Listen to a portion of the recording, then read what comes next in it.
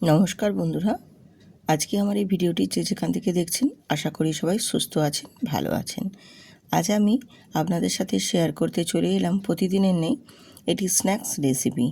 এই স্ন্যাক্স রেসিপিটি ভীষণ ভালো লাগে খেতে, একবার বানালে কিন্তু বারবার রিকোয়েস্ট আসবে বানানোর জন্য। ভীষণ সুন্দর, পুরো ভিডিওটা জুড়ে থাকবেন আমার সাথে, স্কিপ করে দেখবে না, তাহলে কিন্তু অনেক স্টেপ মিস করে যাবে।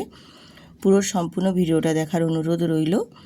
আর যেসব বন্ধুরা আমার চ্যানেলটি এখনও সাবস্ক্রাইব করনি তারা ঝটপট করে সাবস্ক্রাইব করে পুরো ভিডিওটা জুড়ে আমার সাথে থেকে যেতে পারো। তো চলুন, আজকের এই রেসিপিটি আমি আপনাদের সাথে শেয়ার করতে এসেছি। আমি এখানে 1 বাটি চিঁড়ে নিয়েছি। আর চিঁড়েটা বাজার থেকে কেনা মানে বুঝতেই পারছেন অনেক পরিমাণেই নোংরা থাকে। সেই নোংরাটাকেই কিন্তু আমি পরিষ্কার করে 4-5 বার বেশ ভালো ফ্রেশ জল দিয়ে ধুয়ে নিয়ে চলে এসেছি। এবারে অল্প একটু জল চিঁড়ির গায়ে যেমন লেগে আছে তার থেকে অল্প একটু জল দিয়ে চিঁড়েটাকে আমি ভিজিয়ে রেখে দেব 10 মিনিট। বেশি রাখার দরকার নেই, 10 মিনিট, কারণ আমি এই চিঁড়েটা পাতলা চিঁড়ে নেইনি, আমি এই চিঁড়েটা ঢেকির চিঁড়ে নিয়েছি, এই কারণে এটা ভিজিয়ে রাখতে হয়েছে। যদি তোমরা পাতলা চিঁড়েটা নিতে তাহলে কিন্তু এটা ভিজিয়ে রাখার কোনো প্রয়োজন পড়তো না, ধুতে ধুতেই ওটা ভিজে যেত। তো চিঁড়েটা যাই হোক আমি ভিজিয়ে দিয়েছি, ওটা 10 মিনিট ভিজে যাক।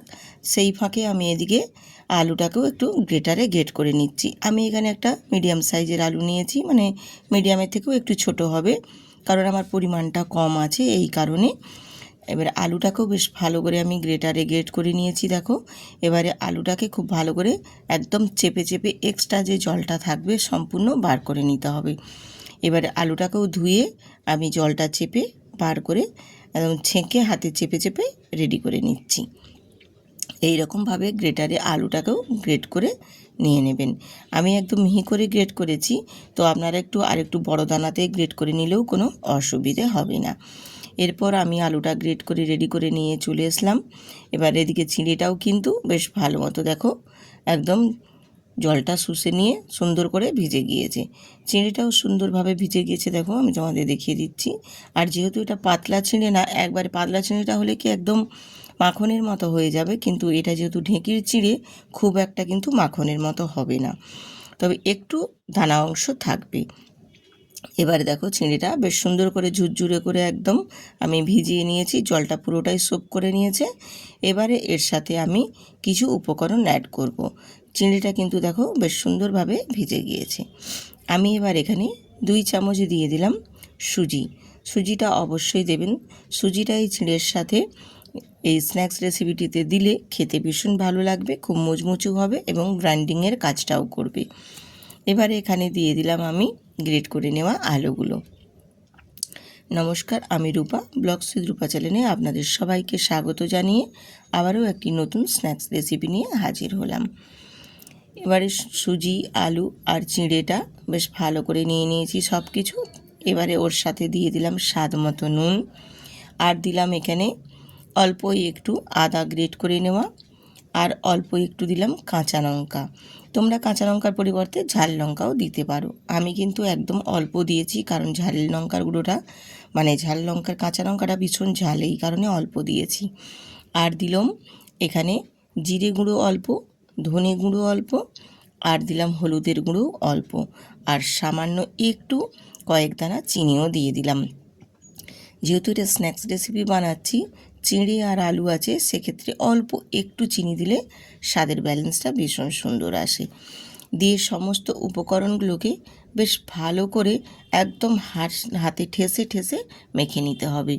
এই রকমভাবে হাতে চেপে চেপে মেখে নিতে হবে যতক্ষণ না একটা সুন্দর আটা ময়দা যেরকম আমরা মাখি একটা ডো তৈরি হচ্ছে, সেই পর্যায় পর্যন্ত কিন্তু সুন্দর করে মেখে নিতে হবে। আর এই যে মাখাতে মাখাতে যদি মনে হয় অসুবিধে হচ্ছে, একটু ড্রাই বা শুকনো ভাব মনে হচ্ছে, সেক্ষেত্রে কিন্তু এখানে অল্প একটু জল অ্যাড করে দিতে পারি। অবশ্য আমি এখানে ঢেঁকির চিঁড়ে নিয়েছি বলেই এখানে জলটা কিন্তু লাগছে। তোমরা যদি বাজারে সেই পাতলা চিঁড়েটা নাও তাহলে কিন্তু আর জলটা লাগবে না, জলটা না দিয়ে বানালে আরও বেশি ভালো লাগবে। আর যেহেতু আমি ঢেঁকির এখানে চিঁড়েটা নিয়েছি, সেই জন্য একটু অল্প জল দিলাম, তাহলে বেশ ভালো করে মাখানোটা সুবিধা হবে। বা একটু শক্ত ভাব থাকলে একটু জল দিতেই পারো, না দিলে মাখানোটা হবে না ঠিকঠাক। তো দেখো আমি একটু জল দিয়ে বেশ করে ভালো করে হাতে ঠেসে ঠেসে দেখো একটা সুন্দর ডোয়ের মতো তৈরি করে নিয়েছি। এই রকমভাবে কিন্তু ডোটা তৈরি করে নিতে হবে। এবারে ওই ডোটা থেকে অল্প একটু নিয়ে হাতের মধ্যে বেশ ভালো করে ঠেসে ঠেসে গোল প্রথমে করে নেবে। গোলটা করে নিলে কিন্তু তাহলে ফাটবে না। আমি যে স্ন্যাক্স রেসিপিটা বানাচ্ছি এটা কিন্তু ফেটে যাবে না। বেশ ভালো করে ঠেসে নিয়ে হাতে একটু গোল গোল করে তারপর এরকম হাতের তালুতে রেখে সুন্দর করে একটা চৌকো শেপ দিয়ে দেব। আমি চৌকো শেপ দিচ্ছি, আপনারা যদি চান গোল গোল শেপেও দিয়ে দিতে পারেন, কোনো অসুবিধে নেই। যার যেটা পছন্দ হবে সেই মতো শেপটা দিয়ে দেবেন। দিয়ে আমি এরকমভাবে প্রতিটাই দেখো স্ন্যাক্স রেসিপি রেডি করে নিয়ে চলে এলাম। আমি যেই পরিমাণ অনুযায়ী সমস্ত উপকরণগুলো নিয়েছিলাম সেই পরিমাপে আমার এখানে 6টা স্ন্যাক্স রেডি হয়ে গেছে। এবারে এই স্ন্যাক্সগুলোকে আমার সম্পূর্ণভাবে দেখো সুন্দর করে রেডি করা হয়ে গেছে। এবারে চলে যাব এগুলোকে ফ্রাই করে নেওয়ার জন্য।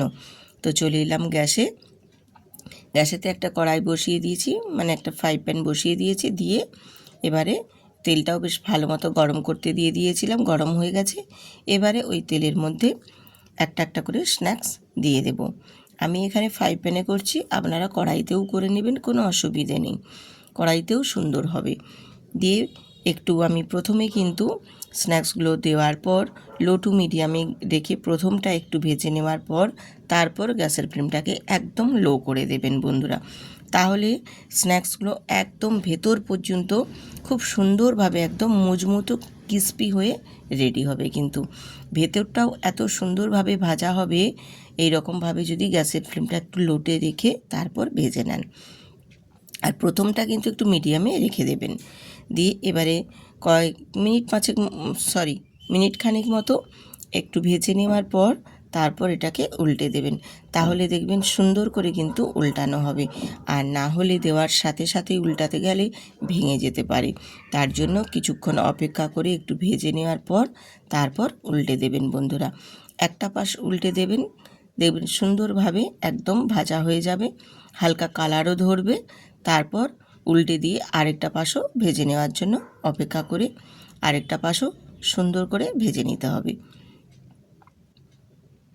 এই রকমভাবে এই স্ন্যাক্স রেসিপিগুলো উল্টে পাল্টে দুটো পাশই সুন্দর করে ভেজে নিতে হবে, যতক্ষণ না একটা সুন্দর লালচে কালার ধরে আসছে। যতক্ষণ না কালারটা ধরে আসছে ততক্ষণ পর্যন্ত কিন্তু এইভাবে একটু উল্টে পাল্টে দুটো পাশ ভাজতে হবে। তাহলে ভাজাটা সুন্দর হবে, ভেতর পর্যন্তও ভাজা হবে, আর খুব মুচমুচে ক্রিস্পিও হবে। কিছু না, ঘরে থাকা উপকরণ দিয়েই বানিয়ে নিতে পারবেন। আমি আপনাদের যেগুলো দেখালাম যে এইসব উপকরণ দিয়ে একেবারে কিন্তু আমাদের মধ্যবিত্ত বাড়িতে সবসময় অ্যাভেলেবেলই থাকে এই উপকরণগুলি। তো বাড়িতে থাকা সমস্ত উপকরণ দিয়েই কিন্তু এত সুন্দর যদি একটি স্ন্যাক্স রেসিপি বানানো যায়, যেটা সকাল বা বিকেলে স্ন্যাক্স হিসেবেও খেতে পারবেন, এছাড়াও চায়ের আড্ডার সাথেও নিতে মানে খুব মজা করে খাওয়া যাবে। বাড়িতে গেস্ট আসলেও কিন্তু ঝটপট বানিয়ে দিয়েও সার্ভ করতে পারবেন। ভীষণই সুন্দর একটি স্ন্যাক্স রেসিপি। আশা করি আপনাদের ভালো লাগবে। যদি ভালো লেগে থাকে অবশ্যই বন্ধু বান্ধব আত্মীয় স্বজন সবার সাথে কিন্তু শেয়ার করতে ভুলবেন না বন্ধুরা।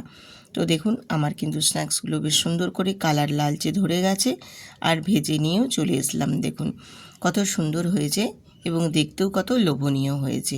এবার এগুলো আপনারা চাটনির সাথেও সার্ভ করতে পারেন বা এমনিও খেতে পারেন, ভীষণ ভালো লাগে। এত সুন্দর এবং এত টেস্টি, আপনারা একবার হলেও বাড়িতে বানিয়ে দেখবেন। ভীষণ মুচমুচে, আওয়াজটা শুনে আশা করি বুঝতে পারছেন যে কতটা মুচমুচে হয়েছে। যেসব বন্ধুরা এখনও আমার চ্যানেলটি সাবস্ক্রাইব করনি ঝটপট করে কিন্তু সাবস্ক্রাইব করে দিন, তাহলে আরও নিত্য নতুন সুন্দর সুন্দর রেসিপি আপলোড দেওয়া মাত্রই পৌঁছে যাবে কিন্তু আপনাদের কাছে। তখন আপনারা কিন্তু এই সুন্দর সুন্দর রেসিপি দেখতে পারবেন, না হলে কিন্তু মিস করে যাবেন বন্ধুরা। তো আজকের এই রেসিপি কেমন হয়েছে সুন্দর করে একটা ছোট্ট কমেন্ট করে দেবেন বন্ধুরা। আশা করি ভালো লাগবে আমারও। আপনাদের কমেন্টগুলো পড়তে আমার কিন্তু ভীষণ ভালো লাগে। তো আজ এখানেই শেষ করছি, দেখা হচ্ছে পরবর্তী আরেকটি রেসিপির সাথে।